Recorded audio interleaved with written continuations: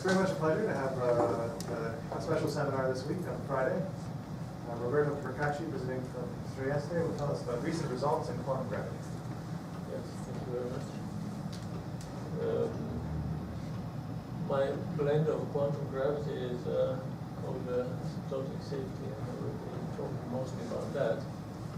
So I will just repeat some of the basic definitions shortly, and then give you some results on this here in points 3 and 4. But then I will, towards the end, I will discuss some facts that I have learned in doing these calculations, which are really of general interest to anybody who knows quantum gravity, I think. So let me start by saying a few words about asymptotic safety for those of you who are not very familiar with this. I apologize to those who have already heard this before. So perhaps rather than giving formulas here, I will just concentrate on this picture. So you have to, this space here that is drawn, we like to call it theory space. It's the space of all action functionals of your theory. And there's the renormalization group defines the flow in this space of functionals. And the space of functionals is infinite dimensional, obviously. Here I've only drawn a few axes. And the coordinates in this space are the couplings in the action. So if you write the action in this form, a sum of operators which are essentially integrals of fields and the derivatives thereof. So these are the terms in the action, and in front of each such term there's a coupling G. Couplings depend on the scale, on the cutoff scale, K, and you make them into dimensionless couplings by into dimensionless parameters by multiplying with the suitable power of the cutoff. So G tilde are the couplings that you have in the action measured in units of the cutoff, as in a lattice. K is constant, is it? No. K is the cutoff scale, so changes. So these G tildes are the coordinates in this space. Very well. Then there is a flow, and this flow may have some fixed points. So let's say that P is a 0 of the beta functions, and then you study the linearized flow around the fixed point. This is just it's given by the matrix of derivatives of the beta functions with respect to the couplings at the fixed point, and then the linearized flow has something like that. And you just go to the principal, well, to the eigen vectors of this matrix M, and the flow has this, just becomes a set of ordinary differential equations like this, which has exponential solutions. And so you either have, depending on whether this lambda is positive or negative, the solution is either attracted towards the fixed point or is repelled. So this is a solution near the fixed point. Near the fixed point, yeah. So you linearize the equation. Right. Okay. So the directions for which lambda is negative are attractive in the ultraviolet. Those are called relevant directions. So for example, so here the arrows flow from the ultraviolet towards the infrared. So the directions U1, U2 are attractive when you go towards the ultraviolet, so these are relevant directions. And U3, and the surface which is spanned by these directions is called the ultraviolet critical surface. And the U3 is in the complementary directions, is repulsive, and this is an irrelevant direction.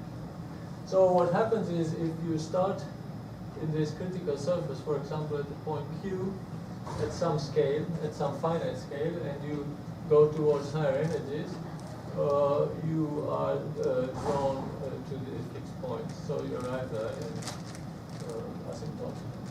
And if you start a little bit off this surface, in the beginning you will be close to the previous trajectory. Then you come near the fixed point, you slow down near the fixed point because the beta functions are small there, and you linger for some time there, and then eventually you are kicked off in some irrelevant direction. So this, for example, could be a Landau pole in some coupling, what you see here. And if so, the trajectories that lie inside the surface describe UV complete theories, and the ones that, for example, like trajectory that starts at B is an effective field theory that breaks down in some final state. Okay, so this is the idea. Now, why are we interested in such theories that end at a fixed point? After all, this is the notion of testing a theory up to infinite energy is a really metaphysical one. We would never be able to do that. But really the virtue of a theory which ends at a fixed point is that, or having a fixed point in the theory, is that it allows you to make predictions. You see, this space here is infinite dimensional, but the condition of reaching a fixed point asymptotically tells you that you must lie on the surface, and typically this surface is going to turn out to be finite dimensional. And so the condition of ending at a fixed point leaves only finitely many free parameters. All the other infinitely many couplings are determined once you fix a finite number of parameters. So this is question. So the SIR, that's irrelevant or infrared? SIR. The IR. This is what is called the infrared critical surface, and this is actually the critical surface that people usually talk about in the context of a critical phenomenon. When people talk about critical surface without specification, it's the infrared one. I don't see a surface. Can you point out? You will see a line here. Yes, I see a line. Is that the surface for you, that line? In the infinite dimensional space, this is actually an infinite dimensional Surface. Yeah. Space, okay. Typically, But it's orthogonal to the other one. Yeah, They exhibited there. Okay. Yeah. Okay. The intersect at the fixed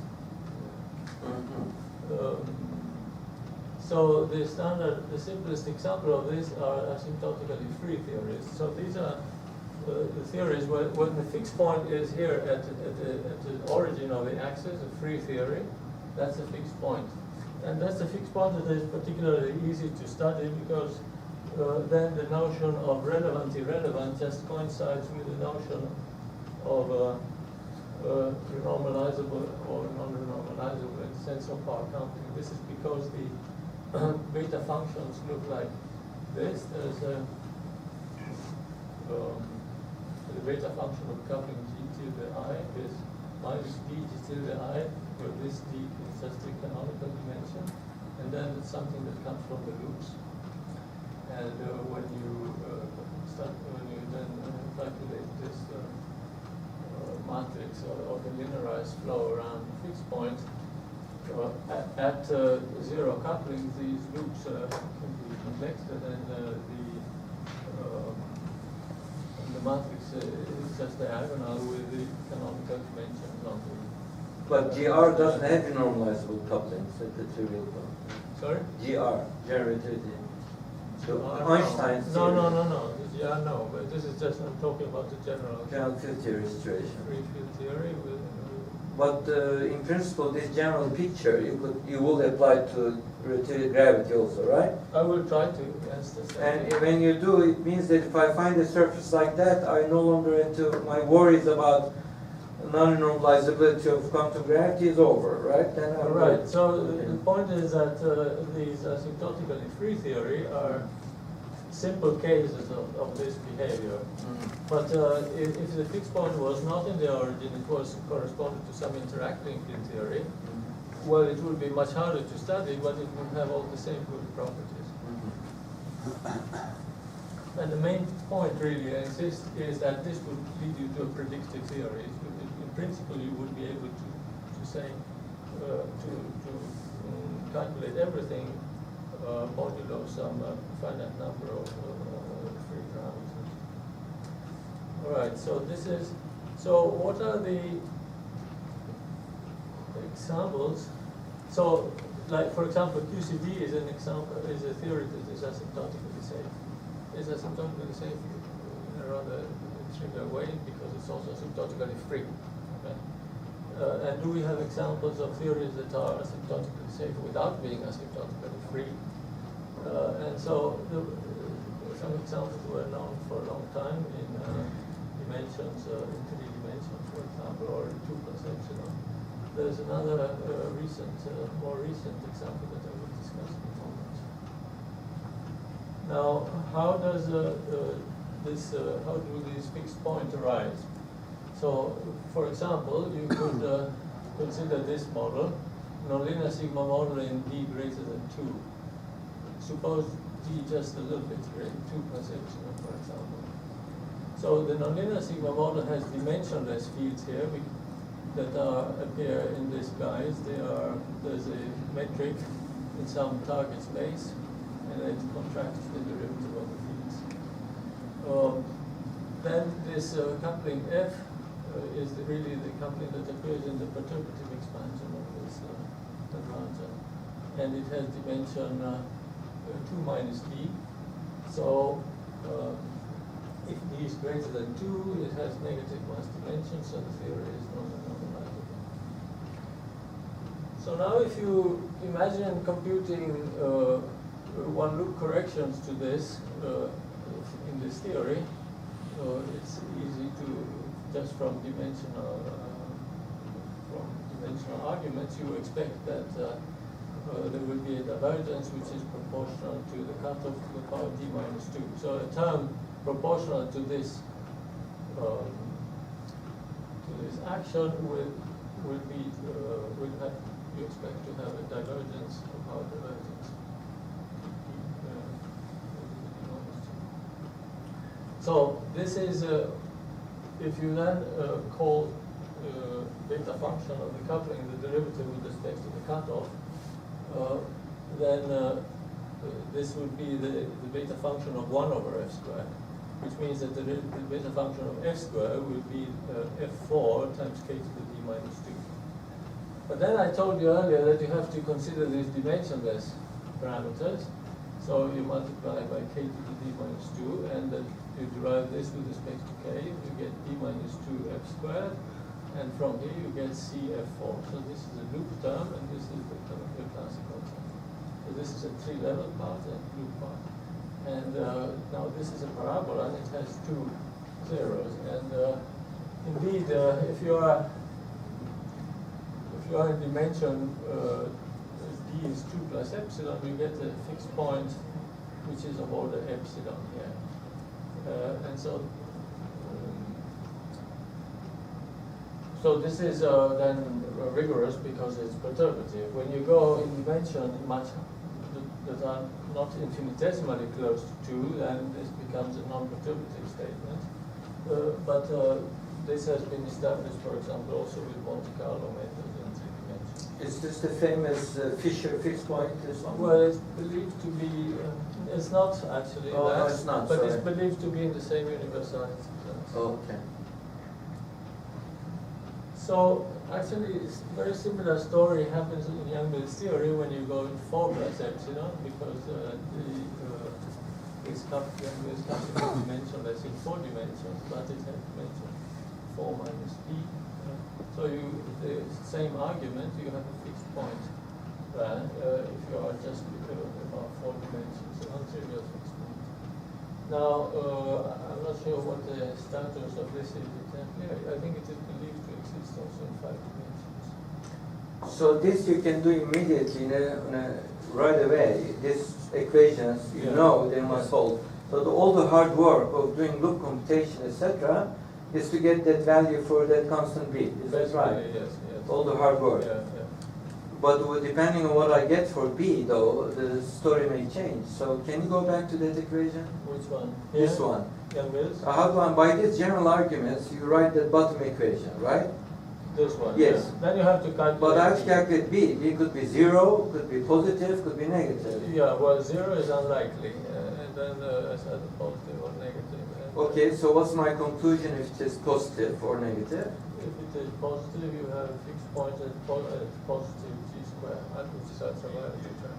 So rather drastically different conclusion. Okay. Okay. So the first argument for asymptotic safety of gravity was exactly the same as this argument for the nonlinear sigma modeling we raised in 2 dimensions. In fact, Mike Duff was one of the first contributors to this. Who? Mike Duff. Not Weinberg?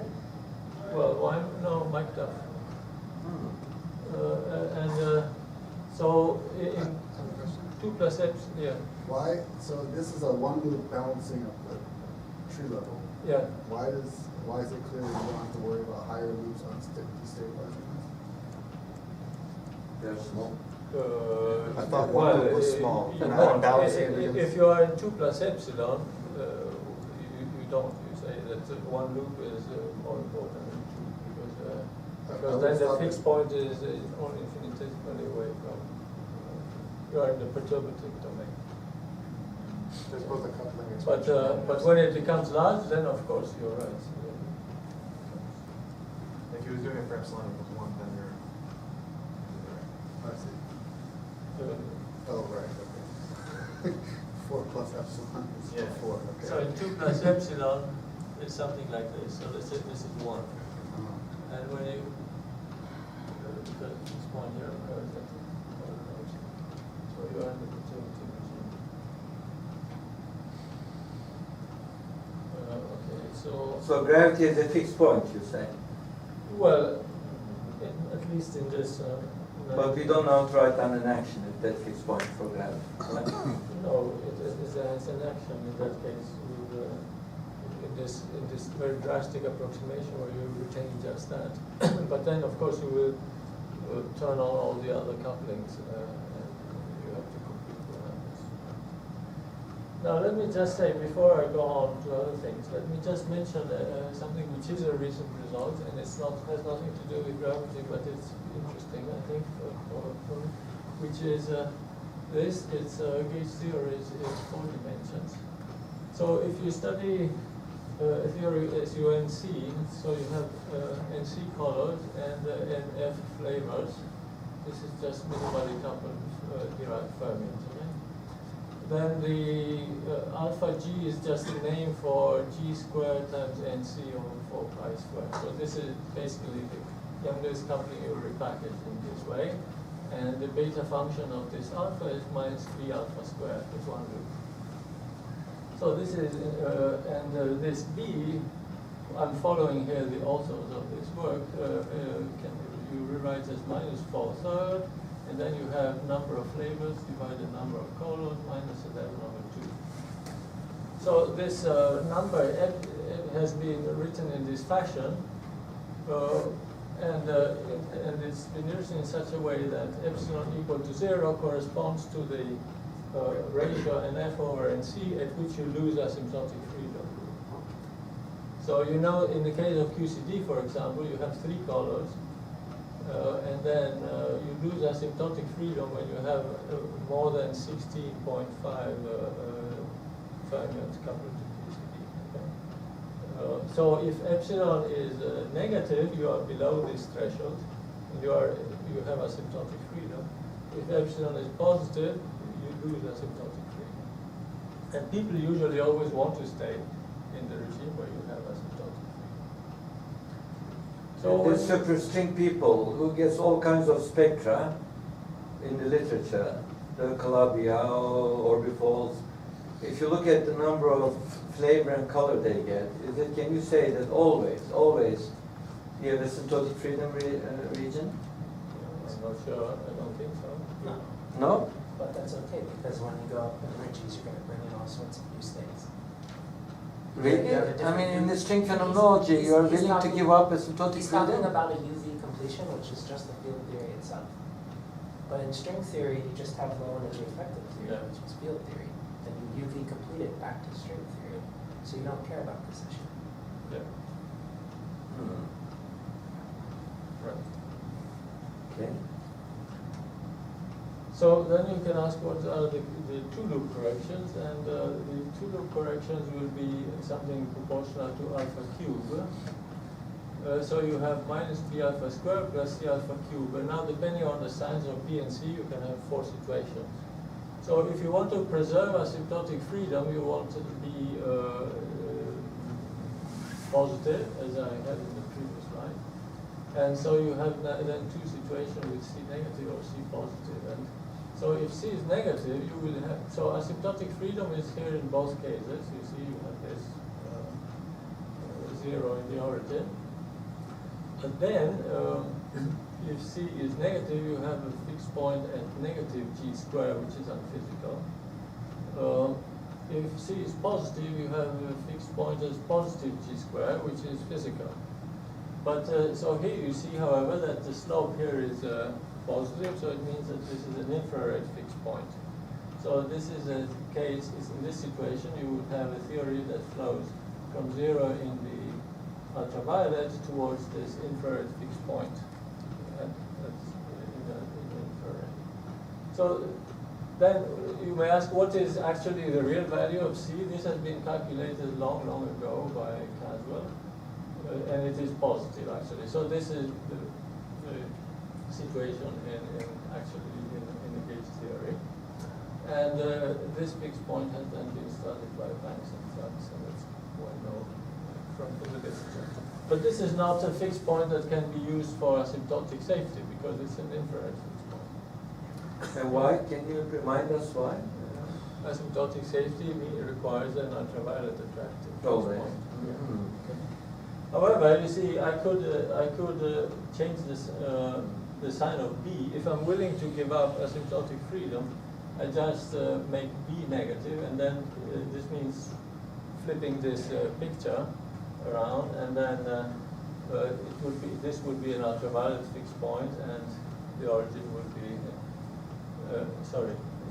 this would be an ultraviolet fixed point, and the origin would be infrared. Now, can you achieve this?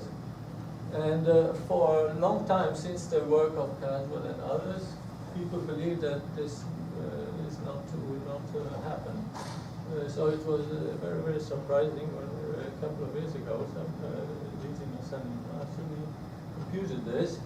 So they introduced Yukawa couplings in the theory. So now you have a Higgs field, which is a matrix, NF times NF. Okay? And so you have here kinetic term for the Higgs field and Yukawa couplings. So now you have a new coupling in the game, which is alpha y squared, c over 4 pi squared. And you compute the beta function of Yukawa and G, and this is what you get to lose. Now this is now a little bit more complicated, but it has two types of fixed points. So one is, so this is just solving, you just solve beta G0 and beta Y0, it's elementary. And you get these fixed points. You get this. Now here, for this one, you want, since you want alpha G to be positive, you must assume that epsilon is negative, so you are in the regime where there is asymptotic freedom. And Y is 0 in this case, so there are no Yukawa couplings, and this is just the Planck-Sachs fixed point that I discussed earlier. But then there's another fixed point, which is where both Y and G are non-trivial, and it's written here. What was epsilon again? So epsilon is that parameter which I had introduced earlier, which tells you whether you are at below or above the threshold for losing asymptotic freedom. Even when you introduce Higgs, still this is the parameter. Okay, so now the beautiful thing is this, that this parameter epsilon is just some number, whatever it is. But you can take the limit where NF and NC go to infinity, and then you see you can make epsilon essentially a continuous parameter, right? because the ratio NF over NC Could be any can number. be anything, right? Yeah. And so I can make this very close to 11 over 2, and I can make epsilon small now, like the name suggests. I can make epsilon infinitesimally small. So this is called Veneziano limits, taking NF and NC simultaneously to 0. And then this fixed point alpha here, you see it occurs at 0.4 epsilon plus all the epsilon square. That's alpha d, and 0.2 epsilon plus epsilon square for alpha y. And you can make this arbitrarily small. And so you are in the perturbative domain. So this is rigorous. You have asymptotic safety rigorously in the theory of various case fields. And so this is in this paper that goes back a couple of years. And this is the flow in the alpha g, alpha y plane. This is the fixed point, which happens to be attractive in one direction and repulsive in the other. And so this is the ultraviolet critical surface, this red line. So if you want to flow to the fixed point in the ultraviolet, you have to start here on this red line. And this is what makes the theory predictive, because you can, for example, measure alpha g, the gauge coupling, and then this gives you a prediction for alpha y. And then you can go and test whether the cover coupling has that value or not. Okay, this is the logic. And people, then they check that also introducing Higgs potentials with not supported. And what representation is the Higgs in? Some NF times NF, so it's the Fundamental. No, it's just I see. Okay. Okay. So now let me come down to gravity. So here I discussed earlier a fixed point for a Newton coupling, and then of course when you switch on Newton coupling, the flow will also generate all the other possible couplings that you can think of. And now the point is that the requirement of asymptotic safety is that all of them must have a fixed point, which is very, very strong requirement. And so it's hard to think how you can ever test that. And so what's been done basically is to introduce some new coupling and see whether the new coupling also has a fixed point. And by adding them one at a time, you can sort of build a little bit of confidence that, yeah. Sorry, shouldn't they have worried about that in your field theory example too then? The one that was asymptotically set? Yeah, but in that case you can prove, I don't remember what was the argument, but you can argue that it's okay. Can you explain Also your question? for all the couplings that are perturbatively irrelevant, there will be a fixed point, yes. You had already fixed point for your cover and gauge coupling. Are you meaning that if you introduce more Yeah, it could have come out more. couplings, how do you know they will have a fixed point? Is that the point? Yeah, that was. I see. Okay. Okay. Well, if you don't, you throw them away. Sorry? It's a predictive power. The HH interactions, were those examples? You're talking about the previous slide. Are these examples of what you just said? Where Yeah, it says 6 point per No, these are, well, they are perturbatively, they are marginal, right? the question is about irrelevant. So, sorry? The question is about irrelevant operators in there. So these are marginal, then you can ask are they marginal, relevant, or irrelevant. I'm not sure now what the answer is in this case. But they also have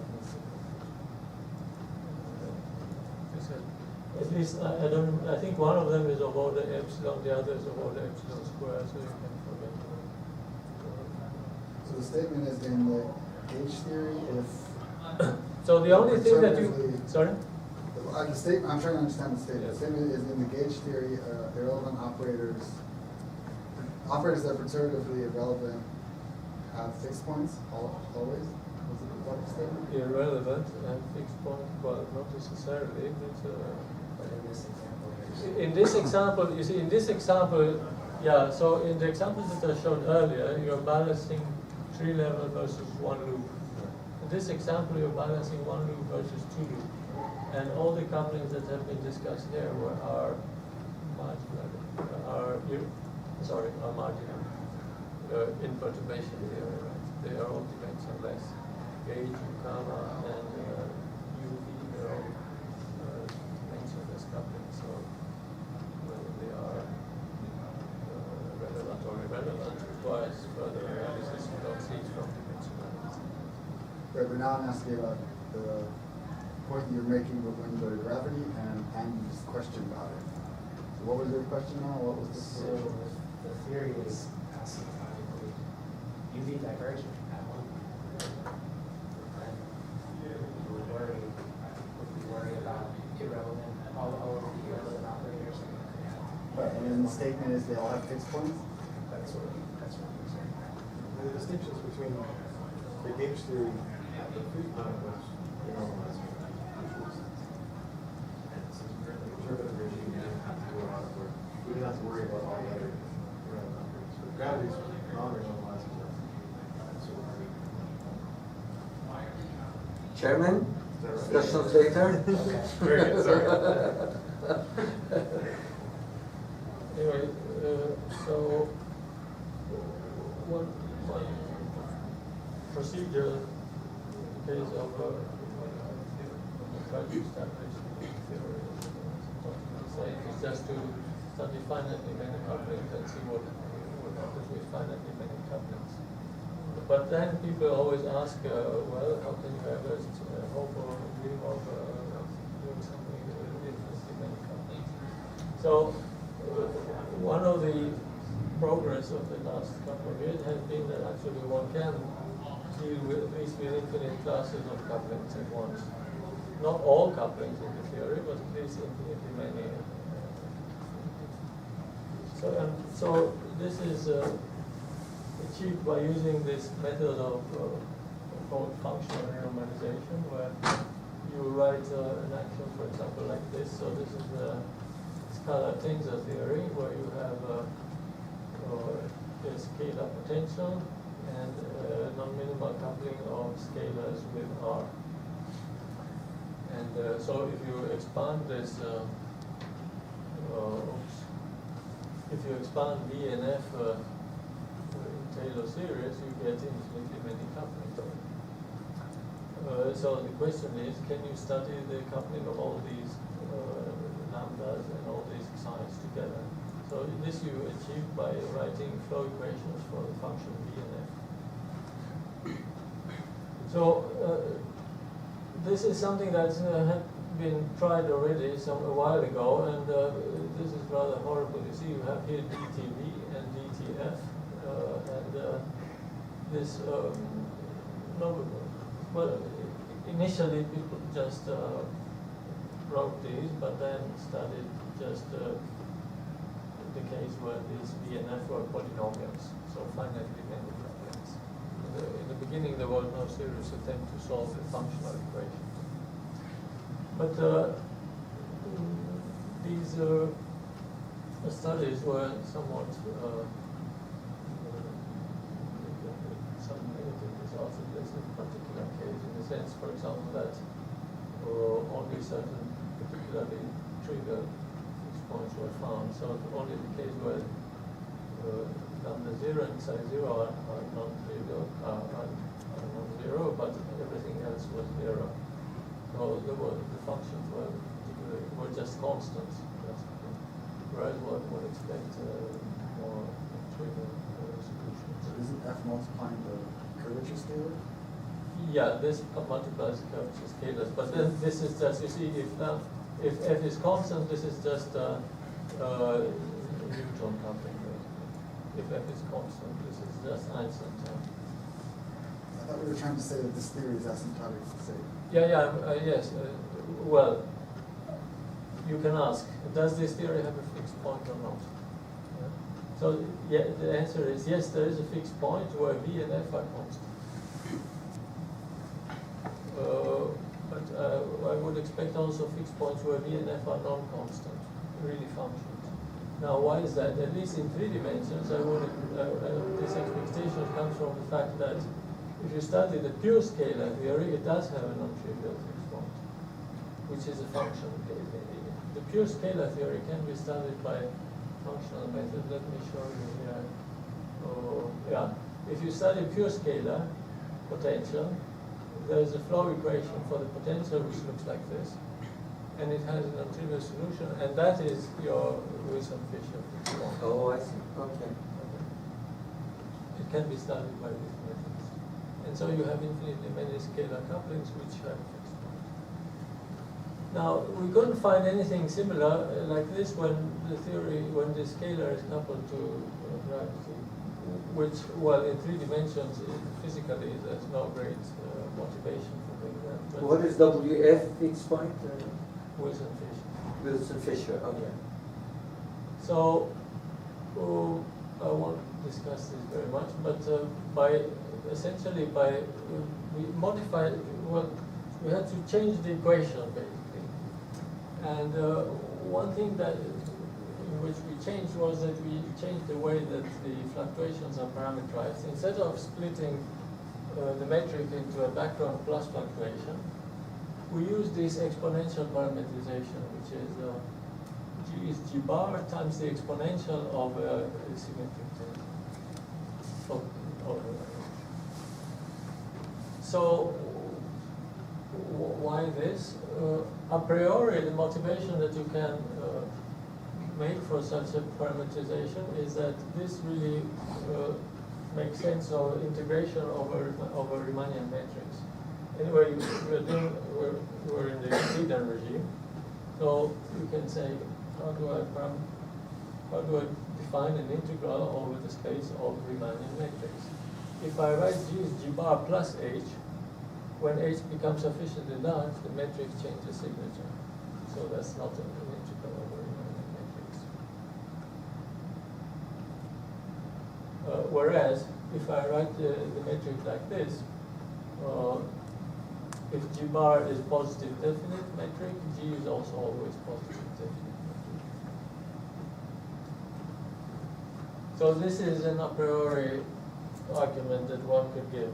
It was really not the motivation, but because one can... Why don't you always do it this way then? Why is the other problem because not a problem? usually you do, in perturbation theory, if you do, for example, calculation a la Toff-Bergman, in perturbation theory, you do small fluctuations around the saddle point, and small fluctuations will not change the signature of the metric.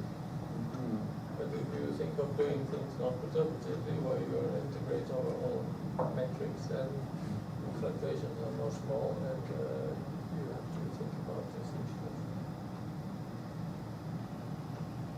So then you decompose the fluctuation into its various speed components. So there's transverse traceless, there's speed 1 part, and there are 2 speed 0 components, which are the trace and this part sigma.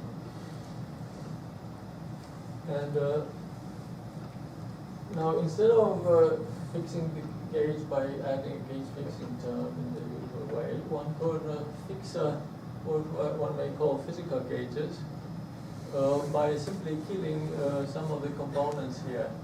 You see, if you perform an infinitesimal diffeomorphism of H, HTT turns out to be invariant. And also a particular combination, H plus Box sigma, is also a gauge invariant. But psi is not, and sigma and H themselves are not.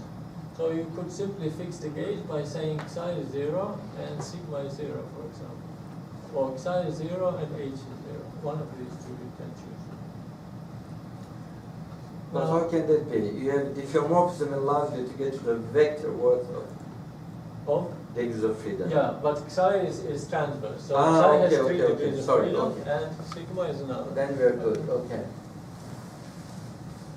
So you would expect that in these physical gauges, your results are, your off-shell results are less contaminated by these unphysical degrees of freedom. So this is an a priori motivation for choosing this type of gauge. Now there's a remark here which is the following. Suppose you choose, suppose you write a gauge fixing term like this, where f is the Donner type condition. Well, so for beta is d half minus 1, it will give you here 1/2, which is the usual Donner condition. But generally you could have some parameter beta here. And then you can have another gauge parameter alpha in front.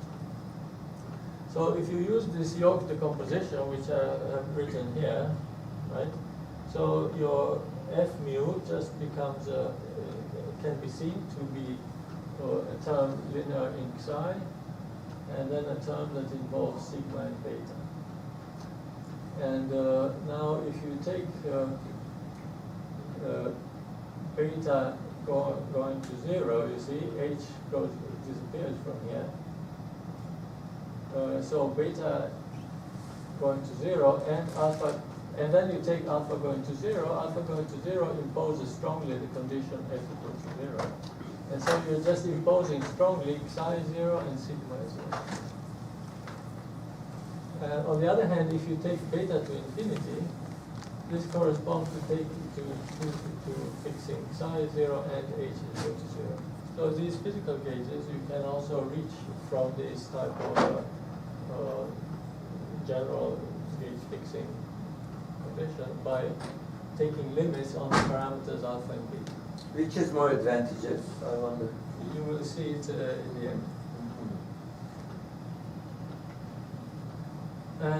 Now, if you rewrite this, if you define this variable chi instead of sigma and h, you can rewrite the gauge condition uniquely as term linear in psi and term linear in chi.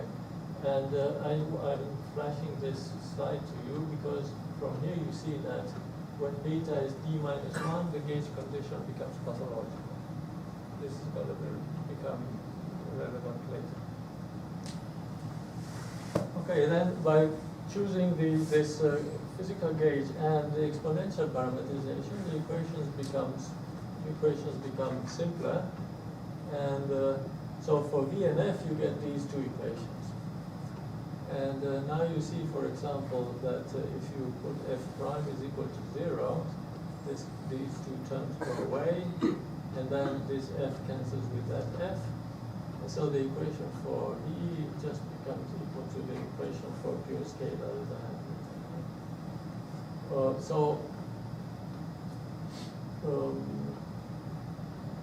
And the equation for f is written here. It's not simple, but it's manageable. And so in here one can find some solution. So for example, in 3 dimensions there is actually a gravitationally corrected analog of this Wilson pressure fixed point. I think the continuous line is the solution, and the dashed one is the Wilson Fisher one. So you see that here there's gravity changes the scalar solution wherever. What's LPA? LPA means local potential approximation, which means that you retain only the only interactions are in the potential. And you also dropped f functions of f dot somehow in the equation. Actually, no, I didn't write them, but they are taken into account. They're taken into account okay. in solving. Okay. And in 4 dimensions, the equations are very similar, and they do actually, you can actually find some non-trivial solution. For example, V is constant, and F is quadratic, and things like that. I won't go into details of this very much, because it's just to say that with these new equations, one can actually find some explicit solutions. When you say the fixed point depends on phi square, do you mean that phi square is background value of phi in this quantum computation, or what's the meaning of Phi is treated as a constant background. Okay, thank you. So very similar discussion goes through in the case of f of r theories. I will go very quickly. So with the polynomial, from polynomial approximations, we know that There are fixed point up to at least 35 polynomials of order 35 in R. These are the critical the scaling exponents. The dashed line is just the classical dimension of the coupling. So you see that perhaps surprisingly the quantum dimensions are very close to the classical ones. There is not a big deviation. And in particular, there's only 3 couplings which are relevant. So negative. So these are the attractive ones. Roberto, I believe Hong Lu considered some special FR gravities. Are you aware of this? Chris, is that right? Some FR theories. I think you did. Yes. Did you look at whether something special happens for those FR theories? I'm not aware of that. Okay. Later on. So then you write the flow equation for F, and it's not so complicated. It's written here. These C's are then polynomials in curvature R. This R, little r, is just a dimensionless curvature scalar. Little phi is a dimensionless version of F. What else? Alpha, beta, gamma, some free parameter. So then one finds the exact solution. Actually, I'm not going to spend too much on this. These are the scaling exponents of the solution. And so here one has so this is R and this is F of R. The yellow line is a polynomial approximation and the blue one is a numerical solution. So this goes on. It's a global solution. Now the problem with these global solutions is that really we don't know what they mean because these calculations are done on the sphere. Yeah, so on the sphere we want a solution for, so this is the axis is R2. We want a solution from R going to 0 to infinity.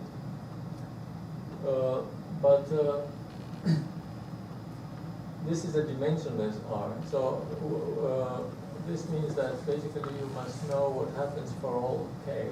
And so it means that you must know what happens from the infrared to the ultraviolet.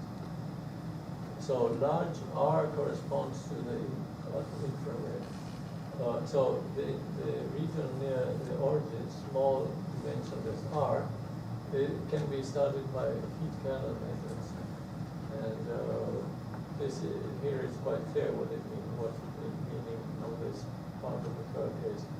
Well, beyond this minimum, essentially, you are probing distance scales which are larger than your sphere. These calculations are done on a sphere. And it's not clear physically what it means to do coarse graining on scales that are larger than the dimension of the manifold. So shouldn't you be continuing back to a non-compact infinite volume space? Right, before so you interpret? what we are doing now is to study what happens in the anti-SISSA, where you have a non-compact Euclidean solution, which is a hyperboloid. And then you have a solution for negative R's, which should be a continuation of this one, essentially. But this is work in progress. So No, but even in the case where you end up with sphere, do we have the right really to try to interpret results insisting on a sphere geometry? Because that was merely a trick to continue analytically the calculation. But we know that the real space-time is not a sphere. right, so yeah, So shouldn't you first go back, analytically continue, very good question. and then discuss the meaning? Yeah. So it's not over yet, right? The game is not over. So if you had asked me 2 years ago, what would you think of having a global solution here for F of R, I would have said, oh, I would be overjoyed. Now that I have it, I think I don't understand physically what it means. Okay. So it's not the end of the story. Okay. Okay, so I take it as sort of progress report. So now let me say something about this I think the most interesting thing that I've learned from doing these calculations is not actually the result of solving the flow equation, but it is this question of how to parameterize a metric and how to choose the gauge. Now, in general, you would say that parametrization and gauge choices are just arbitrary, and we shouldn't care even about that.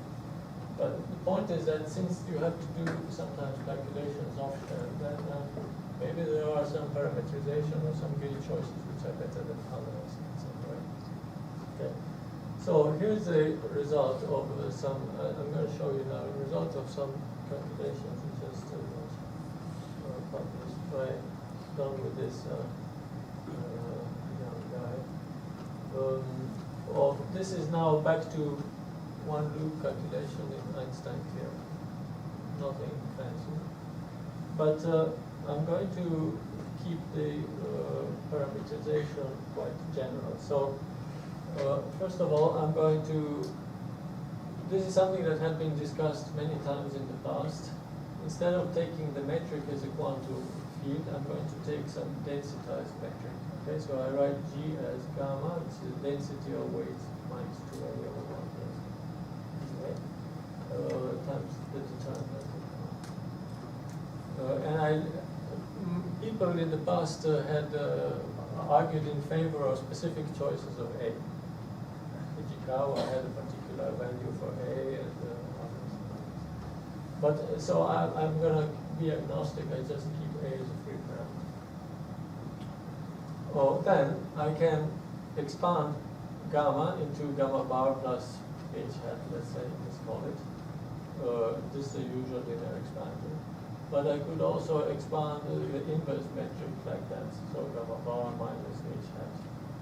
Or I could use the exponential parametrization of this gamma like that. Or I could expand the inverse metric in this exponential way. So I have here at least 4 ways of proceeding. I should mention that A has to be different from minus 1 over D, because if A is equal to minus 1 over D, the determinant of G is exactly 1. So this corresponds to unimodular gravity. And in this case, the relation between G and gamma is not invertible. Okay, so remember this particular case. So here, then you just redefine this H hat, which is the density, into into an ordinary tensor H by multiplying with this background gamma bar, determinant of gamma bar. And then the expansion of G is G bar plus H plus something proportional to the trace of H. And then there are parts quadratic in H. Similarly, so this corresponds to the linear expansion of the metric. Then the linear expansion of the inverse metric leads to something else. You have slightly different tensors appearing or with different coefficients. And if you expand in the exponential way, instead you get these 2 lines. So you see that these are the same. So in the case of the exponential, it doesn't matter whether you expand the metric or the inverse metric. So all these expansions can be written like this. Delta G is something linear in H plus something quadratic in H. Now the term linear in H is always the same. And the term for the term quadratic in H, here you have various cases. But all these cases can be written in this form, where I have introduced some parameter omega now, little omega. Omega 0 corresponds to the linear expansion of the metric. Omega is 1/2 to the exponential, and omega is 1 is the expansion in the inverse metric. Okay, so other values of omega don't have much meaning, but these 3 values are the ones that we care about, and omega interpolates continuously between these 3 cases. So then the expansion of the action is, well, you expand linear in G and then quadratic in G. But you remember, now I want to write this in terms of H. Now you remember that delta G is both terms which are both linear and quadratic in H. And so the term quadratic in H carry to the Hessian here, and I repackage it by writing this as E prime, linear in H, and then some H prime, and then quadratic in H. So now, when you compute essentially in the calculation of one loop effective action, you have to take the trace log of this H prime. And now this depends on the parameters A, omega, on the gauge condition. And you will find divergent terms which are, let's call it A1. So in 4 dimensions you have A1, K4, A1 times a quadratic divergence, B1 times a quadratic divergence, C1 times a logarithmic divergence. Okay, these are the standard result of So now I want to show you what are these A1, B1, and C1 look like. And they are functions of the dimension, of the parametrization A and omega, and of the gauge condition alpha beta. And also they depend on the cosmological constant, on the bare cosmological constant. But nothing physical should depend on these parameters, right? How can they Nothing depend? physical should depend on these parameters, but in practice, when you calculate this, the parameters, these terms do depend. And also, when you calculate the finite part of the effective action, it will depend on these. But how can they be? Sounds like unphysical, sounds like a problem. Or no, physically. Well, physically you have to go on shell. Then on shell, you know, much of this disappears. Yeah. All of them should disappear. Yeah. Okay, thank you. But this calculation of beta functions are done off shell. Okay. And also the divergences were not. So this calculation of divergences of shell was done by Carlos and it's something useful to check. So we have, I'm going to just consider the case t equal to 4 and also lambda equal to 0, because otherwise you have too many parameters. So we just consider the dependence on A, omega, alpha, and beta. So that's still a lot of parameters, and we just fix 2 at a time and see what happens. So you can fix the parametrization. For example, omega is 0, A equal to 0. This is what everybody does usually when we do the background field expansion. You write G is G bar plus H. That's it. So here I'm plotting the B1 and C1 as functions of the gauge. So this is the alpha gauge parameter, and this is the gauge parameter beta. So what do we see? The usual gauge condition, for example, if I'm in the Dondler, is alpha equal to 1, beta equal to 1. You're sitting here, basically. Or there's a lambda of the Dondler condition, where alpha is 0 and beta is 1, you are here, okay? So standard gauge conditions are in this area, so you see that there is some gauge dependence in the result, but it's rather mild. So this function, these are contour lines, and the function here does not depend very much on these choices. Now these simple plots down here are cuts through this line. Okay? So here you just have here I fixed alpha equal to 0, and I'm plotting the P1 as a function of beta. So it's so here you see there is this area where P1 becomes very large, blows up here. So it blows up at beta equal to 3. But I showed you earlier that when beta is d minus 1, the gauge condition fails. So this divergence is due essentially to the failure of the gauge condition in that case. Elsewhere, the gauge dependence is present, but it's not awfully strong. And this is the same for the parameter c, for the logarithmic divergence. If I look at the exponential parametrization, now something nice happens that actually the result is independent of A. So if I fix omega is 1/2, the dependence of A magically drops out.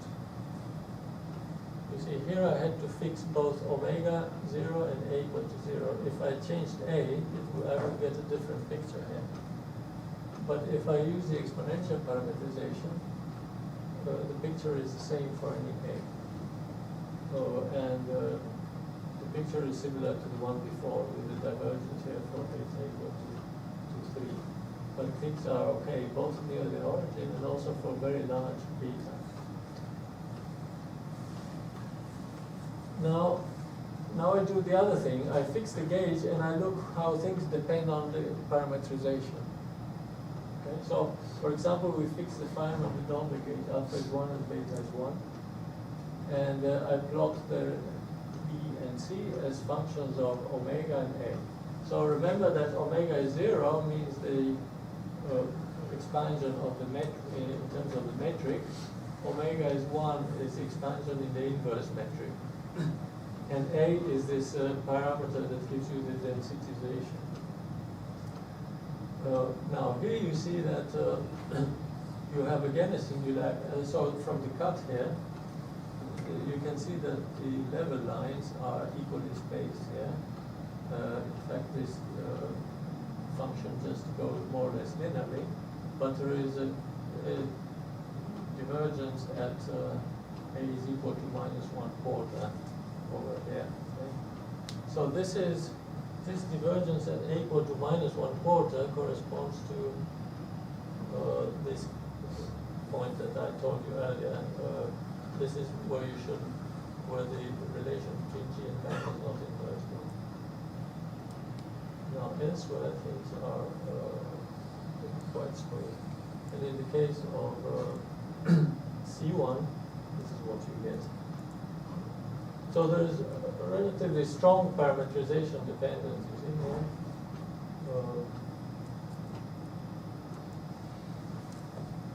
Now the other case that I want to show you is this physical case where you put H equal to 0 and psi equal to 0, or equivalently alpha equals 0 and beta goes to infinity.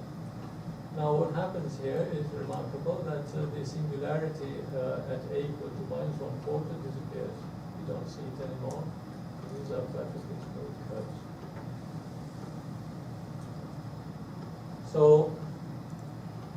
actually, more is true that if you use the exponential parametrization, omega is 1/2, and the unimodular gauge where beta goes to infinity, automatically you lose all dependence on A, alpha, and lambda. So A and alpha are the other gauge parameter, the other parametrization parameter, but also the cosmological constant, you see.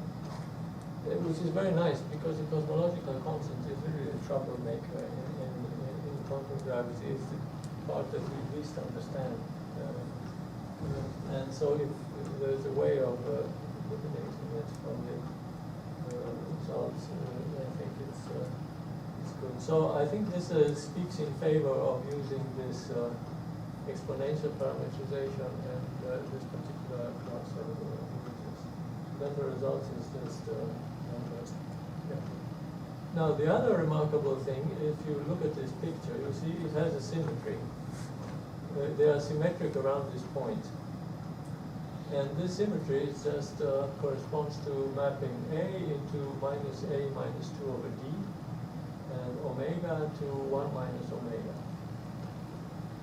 So this is true here for A1, B1, and C1, but it can be shown that it's really a property of the effective action at this point.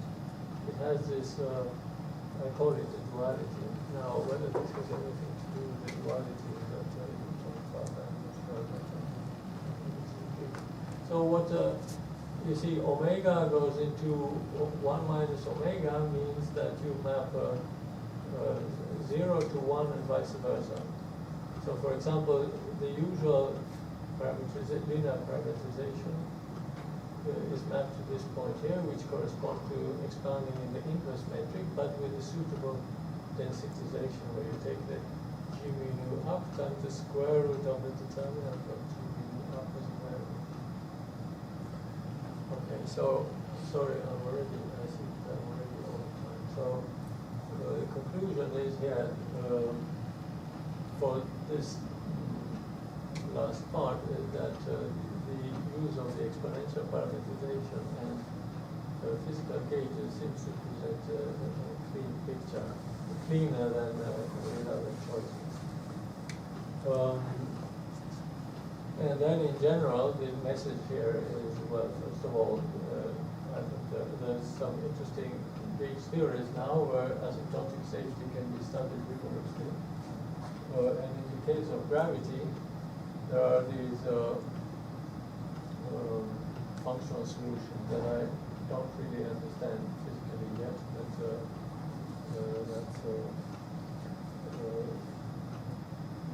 it's already remarkable that one can find it.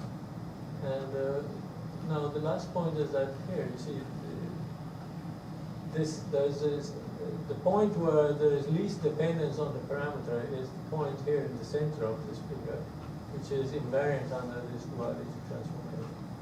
And that corresponds to taking A equal to minus 1/4 and omega is 1/2. So that corresponds to the modular theory. So this is crying out, it's telling us, please study the quantum properties of the unimodular theory. And they haven't been studied in that. When you say unimodular theory, are you really changing the model, or are you merely talking about some choices of parametrization, etc.? No, it's really a different theory because But I thought all the parameters you introduced was about different either parametrization or gauge choices. The model was fixed, I thought. right. So Suddenly now you're talking about different theories. as long as A is different from -1/d, Oh, then they're all the same. well, Yeah. then the relation between G and gamma is invertible. Mm-hmm. You can say that I'm choosing a different parametrization. Mm-hmm. But But it is still, for- they need not be equivalent quantum theories because I'm not introducing the Jacobian in the calculation. And so there are different measures. But for A is equal to -1/d, this is really not invertible. It's another theory where you have determinant of G is 1. Okay. Now I see. Okay. Good.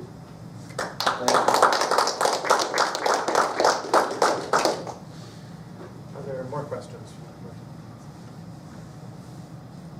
I think on some slide you mentioned that we took the inverse metric parametrization, the fixed point away. Yes, that's true. It was written and I didn't mention it. I think it was written here. Yes, this is the first thing I asked this guy. He said, I said, why don't you compute you do just the calculation, expanding not G mu nu down, but G mu nu inverse. And he said, oh, there's no fixed point anymore. Really? Yeah. Oh my God. You were amused, aren't you? Yes, I am. But exponential is still there. With the exponential, it is still that. No, but you see, what you see from these pictures, more or less, is that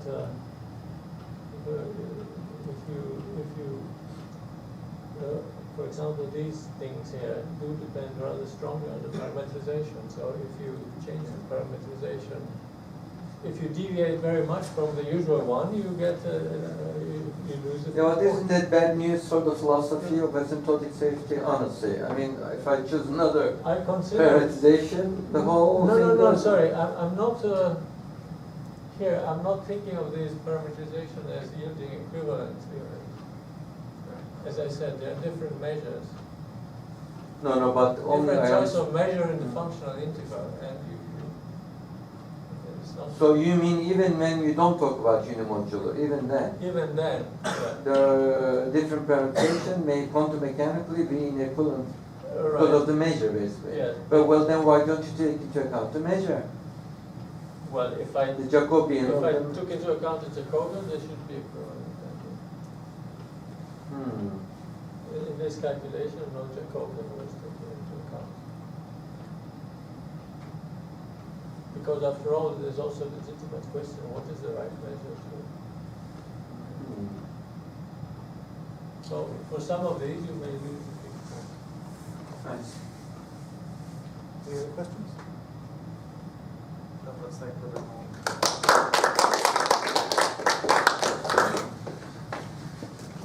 Anything do you? It's up to you. You guys are comfortable. We can.